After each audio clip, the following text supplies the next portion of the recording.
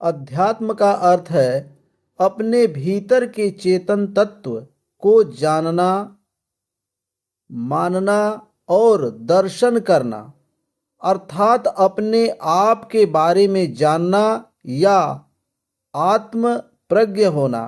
गीता के 8वें अध्याय में अपने स्वरूप अर्थात जीवात्मा को अध्यात्म कहा गया है।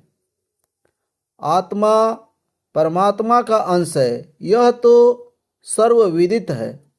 जब इस संबंध में शंका या संशय, अविश्वास की स्थिति अधिक क्रियावान होती है, तभी हमारी दूरी बढ़ती जाती है और हम विभिन्न रूपों से अपने को सफल बनाने का निरंतर प्रयास करते रहते हैं, जिसका परिणाम नकारात्मक ही होता है। तो ये असंभव सा जान पड़ता है। मिट्टी के बर्तन मिट्टी से अलग पहचान बनाने की कोशिश करे तो क्या कहे, इस विषय पर विचारणीय है। अध्यात्म की अनुभूति सभी प्राणियों में समान रूप से निरंतर होती रहती है। स्वयं की खोज तो सभी कर रहे हैं, परोक्ष व अपरोक्ष रूप से। परमात्मा के असीम प्रेम की एक बूंद मानव में पाई जाती है, जिसके कारण हम उनसे संयुक्त होते हैं, किंतु कुछ समय बाद इसका लोप हो जाता है और हम निराश हो जाते हैं। सांसारिक बंधनों में आनंद ढूंढते हैं, परंतु क्षणिक ही खुशी पाते हैं। जब हम क्षणिक संबंधों, क्षणिक वस्तुओं को अपना जानकर उससे आनंद मनाते हैं, जब कि हर पल साथ रहने वाला शरीर भी अपने आप ही गुलाम बना देता है।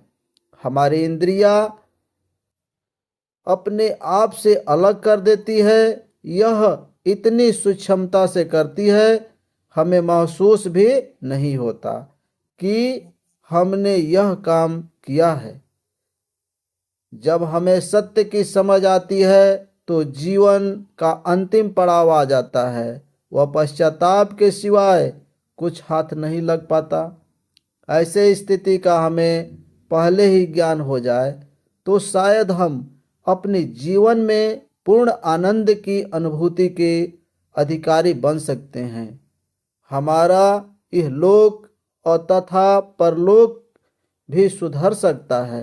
अब प्रश्न उठता है कि यह ज्ञान क्या हम अभी प्राप्त कर सकते हैं? हाँ, हम अभी ज्ञान प्राप्त कर सकते हैं कि अंत समय में किसी स्मृति होगी, हमारा भाव क्या होगा। हम फिर अपने भाव में अपेक्षित सुधार कर सकेंगे।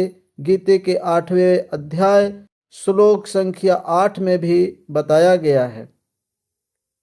हे कुंती पुत्र अर्जुन, यह मनुष्य अंतकाल में जिस जिस भी भाव को स्मरण करता हुआ शरीर का त्याग करता है, उस को ही प्राप्त होता है, क्योंकि वह सदा उसी भाव से अभावित होता है। एक संत ने इसे बताते हुए कहा है कि सभी अपनी अपनी आंखें बंद कर यह स्मरण करें कि सुबह अपनी आंखें खोलने से पहले हमारी जो चेतना सर्वप्रथम जगती है, उस क्षण हमें किसका स्मरण होता है? बस उसी का स्मरण अंत समय भी होगा। अगर किसी को भगवान के अतिरिक्त किसी अन्य चीज का स्मरण होता है तो अभी से वे अपने आप को सुधार ले और निश्चय कर ले कि हमारी आंखें खुलने से पहले हम अपने चेतन मन को भगवान का ही स्मरण करें। बस हमारा काम बन जाएगा, नहीं तो हम जीती बाजी भी हार जाएंगे।